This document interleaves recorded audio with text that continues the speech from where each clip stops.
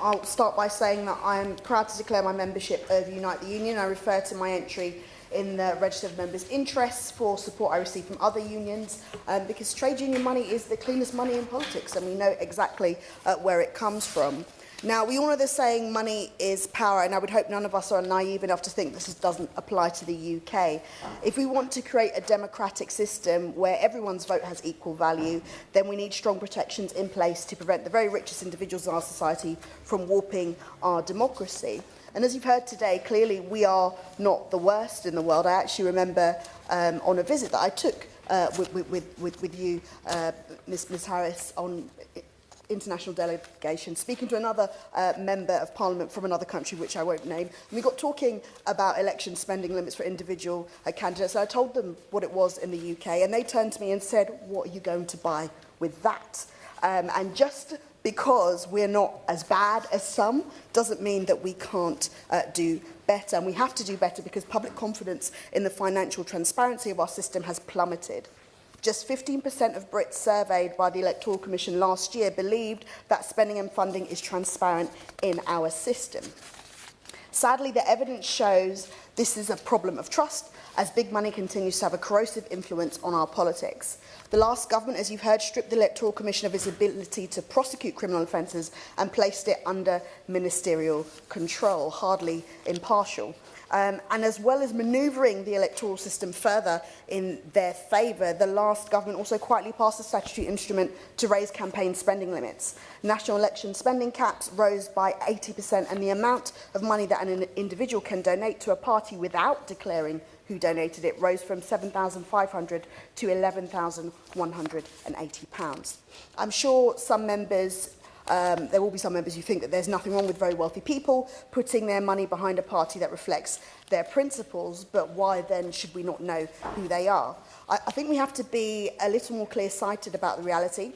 Firstly, because of the size and scale of these donations, and secondly, because if you follow the money, you notice a pattern of some people suspiciously changing teams whenever we're about to see a changing of the guard. It would be naive to suggest that large donors are doing this purely out of the goodness of their own hearts. I, as others have already mentioned, was alarmed too to read about the recent report from Transparency International, which found that 10% of all UK political donations originate from dubious sources. This is because it suited the last government to allow front companies set up for the sole purpose of laundering money. I was unsurprised to read that 2/3 of this dark money went to the Conservative Party. And whilst I'm pleased that my own party in government has introduced the Foreign Influence Registration Scheme, I was concerned of reports that we may have not moved further on plans to ban any foreign political donations. This shouldn't be a left or right issue. It just has to be based on the idea that every vote is worth the same. And it goes without saying that people like the owner of the social media website that I will only ever call Twitter, who is not even registered to vote in the UK, doesn't own companies incorporated in the UK, and who invariably avoids paying his full share of tax in the UK, should not be free to throw money at our politics. But here we are. The wealthiest man in the world could conceivably shower huge sums on any party that will help him advance his divide and rule politics designed to protect his vast wealth. This exemplifies why we need to get big money out of our politics and protect it from the undue influence of the super rich. Now, the Institute for Public Policy Research has recommended that individual and corporate donations to political parties are capped at £100,000 a year. I think this seems like a modest starting point, and we need a crackdown on dark money entering via shell companies that have never turned a profit in the UK and through unincorporated associations with no legal requirement to disclose their funders.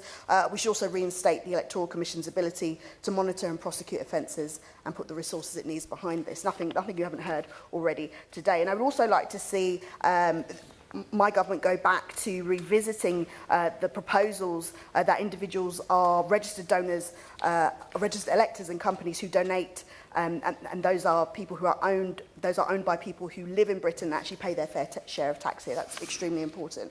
Political funding is not the only way the very rich are able to exert undue influence. However, it is the most obvious place where we can take a decisive action now. And after a decade in which billionaire donors more than trebled their wealth and working people saw the biggest pay squeeze since the Napoleonic War, we absolutely need change. Thank you.